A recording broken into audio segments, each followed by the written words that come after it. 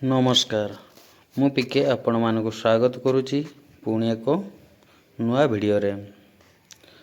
भत्ता को नहीं नवीन सरकार धोइले मोहन सरकार को जो 60 वर्ष रु 79 वर्ष पर्यंत जो मानकर भत्ता बढ़िबा कथा प्रथमे निर्वाचन पूर्व कहिथिले ता न बढ़ई जो मानकर 80 वर्ष एवं जो मानकर 80%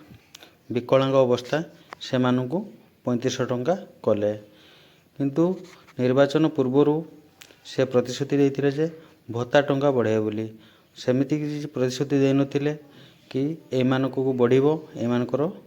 कमिबो जेतिक भत्ता हिताधिकारी माने से माने पाए बोली एई परि भाव प्रतिश्रुति देथिले। सेति पई नवीन सरकार बहुत प्रश्नवाची करिसंती मोहन सरकार को 60 वर्ष रु 79 वर्ष पर्यंत लोक माने कौन करिवे आउ एही भितरे बीजेपी सरकार बहुत द्वंद्व अच्छी सेति पई किछि राजनीतिक विशेषज्ञ माने कहते जे भत्ता टंका किछि मात्रा रे भी बढ़ेबा को बाध्य कहीं ना जदि आपण प्रतिश्रुति दे न थांते ताले चली था आप प्रतिश्रुति देजंती माने किछि मात्रा आपन बढ़ेबा को पड़िबो एई भली भाबे राजनीतिज्ञ विशेषज्ञ माने कहिसंती। देखिबा आगो को कोन होची भत्ता टंका बढ़ुची कि नाही आउ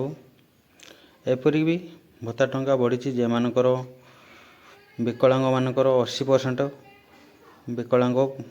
थिबे एवं जे मानकर 80 वर्ष रु अधिक होइतिबो से मानकु मिलिबो 3035 टंका आ जो 60 वर्ष रु 79 वर्ष पर्यंत से मानकु मिलिबनी किया विधवा भत्ता मिलिबनी से जेतिक थिला सेतिक भत्ता मिलिबो बोली कहजंती।